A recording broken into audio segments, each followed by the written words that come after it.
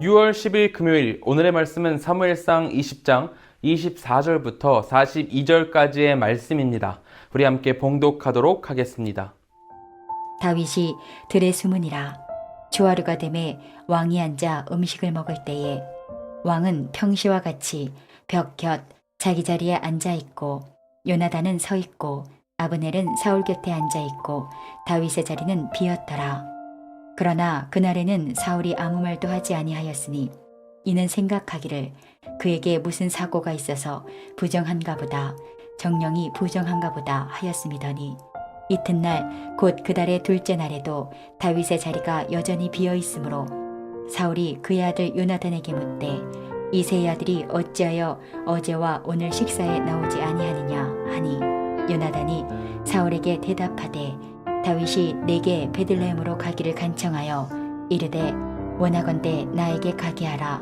우리 가족이 그 성읍에서 제사할 일이 있으므로 나의 형이 내게 오기를 명령하였으니 내가 내게 사랑을 받거든 내가 가서 내 형들을 보게 하라 하였으므로 그가 왕의 식사 자리에 오지 아니하였나이다 하니 사울이 요나단에게 화를 내며 그에게 이르되 패역 무도한 계집의 소생아, 내가 이새의 아들을 택한 것이 내 수치와 내 어미의 벌거벗은 수치됨을 내가 어찌 알지 못하랴.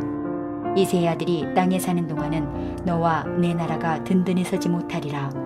그런즉 이제 사람을 보내어 그를 내게로 끌어오라. 그는 죽어야 할 자이니라 한지라. 요나단이 그의 아버지 사울에게 대답하여 이르되 그가 죽을 일이 무엇이니이까? 무엇을 행하였나이까? 사울이 요나단에게 단창을 던져 죽이려 한지라. 요나단이 그의 아버지가 다윗을 죽이기로 결심한 줄 알고 심히 노하여 식탁에서 떠나고 그 달의 둘째 날에는 먹지 아니하였으니 이는 그의 아버지가 다윗을 욕되게 하였으므로 다윗을 위하여 슬퍼함이었더라.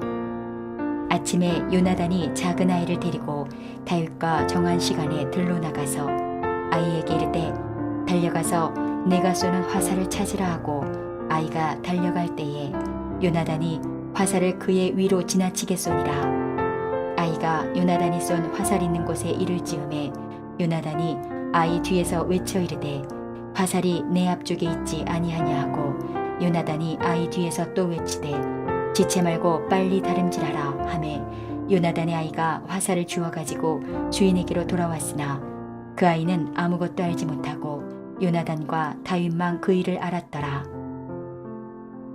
요나단이 그의 무기를 아이에게 주며 이르되 이것을 가지고 성읍으로 가라 하니 아이가 가매 다윗이 곧 바위 남쪽에서 일어나서 땅에 엎드려 3번 절한 후에 서로 입맞추고 같이 울되 다윗이 더욱 심하더니 요나단이 다윗에게 이르되 평안히 가라.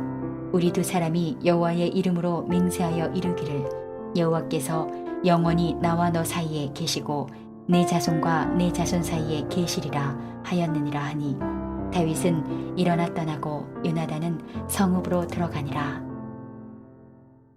오늘의 본문은 다윗을 죽이려는 사울의 분명한 의지를 확인한 요나단이 그 사실을 다윗에게 알려주고 둘이 언약을 세우는 내용을 담고 있습니다. 어제 본문에서까지 다윗은 자신에게 창을 던져 죽이려 하고 자신을 잡아 죽이려 예루살렘에서 8km나 떨어진 라마 나육까지 죽어라 쫓아왔던 사울을 피해서 들판에 숨습니다. 그런데 재밌는 것은 이 사달을 내놓고선 사울은 이상한 행동 양상을 보이고 있다는 점입니다. 25절 하반절부터 26절을 보면 이렇게 나와 있어요. 요나단은 서 있고 아브넬은 사울 곁에 앉아 있고 다윗의 자리는 비었더라. 그러나 그날에는 사울이 아무 말도 하지 아니하였으니 이는 생각하기를 그에게 무슨 사고가 있어서 부정한가 보다, 정령이 부정한가 보다 하였음이더니. 이게 무슨 일이냐면 왕의 식사 자리에 평소에는 다윗이 항상 함께 있던 겁니다. 그런데 하루 다윗이 없으니까 사울이 이렇게 생각한 거예요. 아, 다윗이 주님께 부정한 일이 있어서 이 부정함을 다른 사람들에게 옮기지 않기 위해 정결케 하는 예식을 하고 있나 보다. 그래서 이 식사 자리에 나오지 못했나 보다. 이렇게 생각을 한 겁니다. 참 이상하죠. 다윗을 그렇게 죽이려 해놓고서는 평상시와 같이 식사 자리에 앉아서 다윗이 참여하기를 기다리고 있는 모습인 거예요. 이야기만 들어도 너무나 오싹하지 않습니까? 사울이 마치 사이코패스 같잖아요. 조금만 틀어지면 불같이 화를 내며 죽이려 들다가도 자기가 생각하는 평온한 상태에서는 얌전히 앉아서 밥을 먹어야 하는 거예요. 평온을 강요하고 있는 거죠. 자신의 수하에 있는 사람들에게 평온을 강요하고 있는 겁니다. 이 두 가지를 놓고 봤을 때 사울은 모든 상황을 자신의 기분이나 상황, 자신의 뜻에 맞게 컨트롤해야 하는 강박증에 시달리고 있는 것으로 보입니다. 모든 것이 자신에게 맞춰져야 한다는 거죠. 자신이 가장 높아야 하고 자신이 생각한 대로 딱딱 맞게 진행되어야 하는데 그러지 못한 상황에 있으니까 기분이 막 왔다 갔다 하는 겁니다. 하지만 우리 인생에서 그런 일이 얼마나 있겠어요. 물론 준비성 있게 살아가고 내 인생을 계획하고 실행해 나가는 것은 너무나도 중요합니다. 하지만 하나님께서 내 인생 가운데 부여하시고 집어넣으신 일까지 모두 내 뜻에 맞추려고 뻣뻣하게 구는 것은 결코 바람직한 일이 아니라는 거죠. 다윗은 하나님이 세우신 사람이었어요. 요나단과 다윗의 우애, 이 두 친구의 우애도 하나님께서 기뻐하시는 일이었습니다. 그런데 그것을 눈엣가시처럼 여기면서 다윗을 죽이려 하고 다윗을 도운 요나단을 패역무도한 계집의 자식이라느니 아니면 벌거벗은 수치라는 둥 자신의 아들에게까지 욕하고 있는 이 사울의 모습이 하나님을 제대로 거스르는 행동을 하고 있는 것으로 보여진다는 것입니다.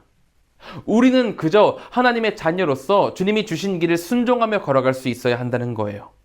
사람은 일반적으로 관성적인 면이 있어서 자신의 삶에서 조금이라도 변화가 생기면 두려워하고 스트레스를 받습니다. 하지만 계속 그렇게 살아가다 보면 영적으로나 육적으로 아무런 성장이 없을 거예요. 그냥 사울처럼 삐뚤어지고 나쁜 짓을 하고 자신의 기분에 따라서 왔다 갔다 하는 그런 상태에 있게 머무르게 되겠죠. 그러므로 오늘 우리 함께 기도하길 소망하는 것은 하나님이 우리에게 부여하신 길을 순종하며 걸음으로 주님이 원하시는 데까지 성장하길 바란다는 것입니다. 우리는 관성적으로 살고 싶고 내 마음대로 행하고 싶지만 하나님이 원하시는 것은 다를 수 있습니다. 이 하나님의 역사를 인정하고 주님과 함께 걸을 때 사울의 길을 벗어나게 되고 진정한 주님의 백성이라 일컬음을 받게 될 것입니다. 그러므로 우리가 이 모든 것에 순종하고 하나님을 위해서 살아갈 수 있어야 한다는 거죠. 하나님이 나에게 부여하신 모든 것 가운데 주님의 계획이 있음을 인정하고 순종할 수 있어야 한다는 겁니다. 이 모든 것을 순종하는 우리 한가람의 모든 가족들 되기를 소망합니다. 다시 본문으로 돌아와서 42절에 보면 이렇게 나와 있습니다.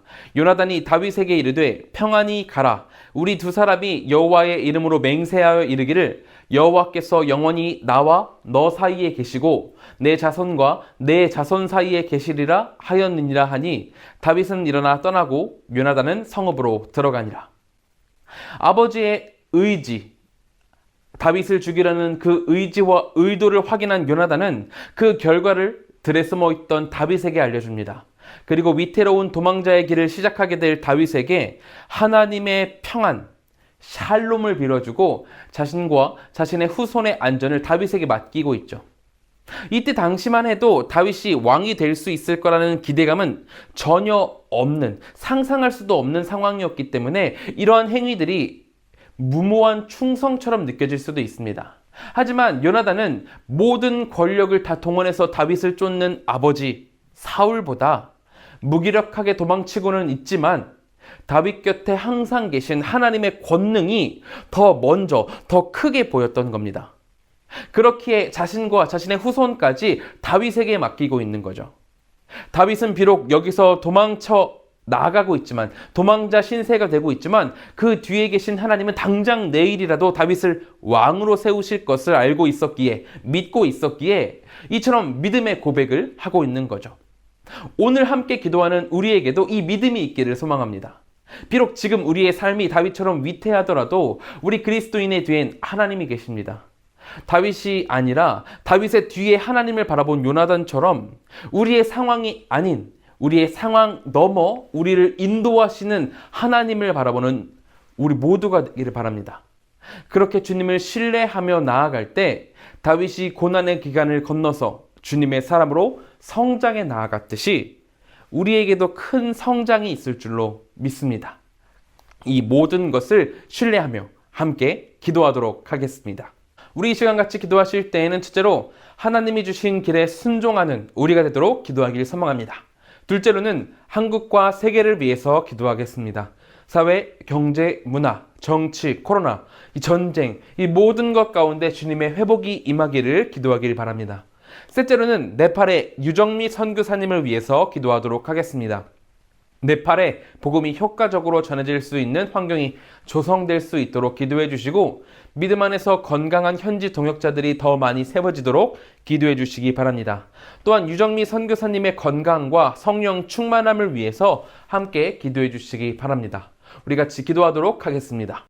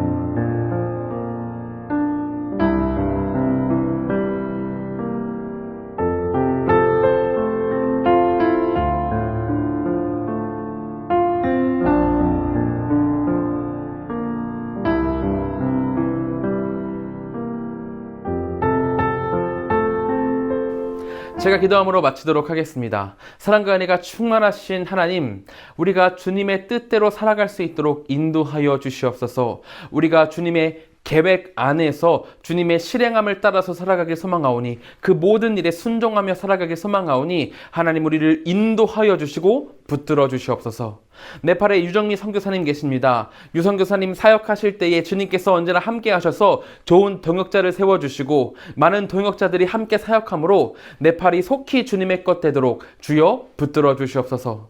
아침 묵상을 마칩니다. 이 아침 묵상을 마치고 우리 성도님들 이제 세상으로 나아갈 텐데 그 모든 세상 가운데에서도 직장이나 학업 아니면 가정 모든 것 가운데에서 주님과 함께 형통하게 살아갈 수 있는 주님의 큰 축복 누릴 수 있는 우리 성도님들 될 수 있도록 주여 함께하여 주시옵소서. 주께서 큰 축복 내려주실 줄을 믿으며 예수님의 이름으로 기도드립니다. 아멘.